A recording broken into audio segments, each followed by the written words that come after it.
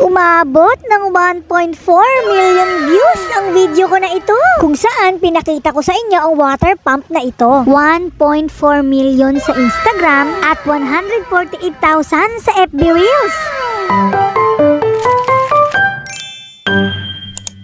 Ang daming ang tanong tungkol dito, kaya sasagutin natin ang mga frequently asked question. Una, paano ko daw nilinisan or nililinisan ang hose nito? Nilalagay ko lang siya sa planggana na may tubig at pinapatakan ng konting dishwashing. Hindi ko ginagamit yung sponge na para sa pinggan. At pagkatapos ay sinisigurado ko lang na mababanlawan ko siya ng maayos at maigi. Kapag sigurado ka na nabanlawan na siya ng maayos, ay pagpagan mo lang at ihang. Dito ko lang siya hinahang sa platuhan ko para tumulo pa ng bahagya. Itong standee niya ay sinasabon ko rin gamit ang dishwashing liquid. Habang ito namang pinaka naglalabas ng tubig ay hindi ko binabasa. Pinupunasan ko lamang siya ng malinis na basahan. Habang pinapatulo ko nga ang hose ay i-charge ko na muna siya. 2 hours ko lang siya i-charge at once a week kahit hindi pa siya lobat. May kasama na nga yan na wire kapag bibilihin ninyo. Ikakabit nyo na lang sa adapter. At kapag umilaw siya ng kulay pula, ibig sabihin tama ang pagkaka-charge nyo. Paano naman daw inilalagay ang hose sa galon? At paano daw mapapanatiling malinis ang tubig dahil nasa ilalim ito ng lababo? Kapag diniliver ang mineral water sa inyo, ay di ba merong seal, hindi ko na yan inaalis. Dinodoble ko na rin ang plastic at tinatali ng goma para sa peace of mind. Para naman dito sa taas ay plastic lang din ang ginagamit ko para makoberan itong butas sa taas. Goma lang din ang pinagsisilyado ko sa plastic. Maliit lang dapat ang pagkakabutas nyo sa plastic, yung pit na pit sa hose, para makasigurado tayo na hindi mapapasukan ng kahit anong insekto ang ating galon. Bakit daw hindi ko pinakita yung ilalim ng lababo ko? O ayan, ipapakita ko na sa inyo. Inilagay ko na ang galon sa may ilalim ng lababo at meron na ngang butas iyan. Pinabutasan ko nga ang ibabaw ng lababo para saktong-sakto ang hose na iyan. At pagkatapos ay i-assemble nyo lang siya. Sobrang dali na lang yan. O, pag na-assemble na at naayos na, ready to use na yan. Tandaan, wag yung babasain yung upper portion para tumagal yan. At isa pa sa frequently asked question ay kung magkano daw ito at kung saan mabibili. Kung magkano ang bili ko dito ay 397 at nasa comment section ang link kung saan ko nabili.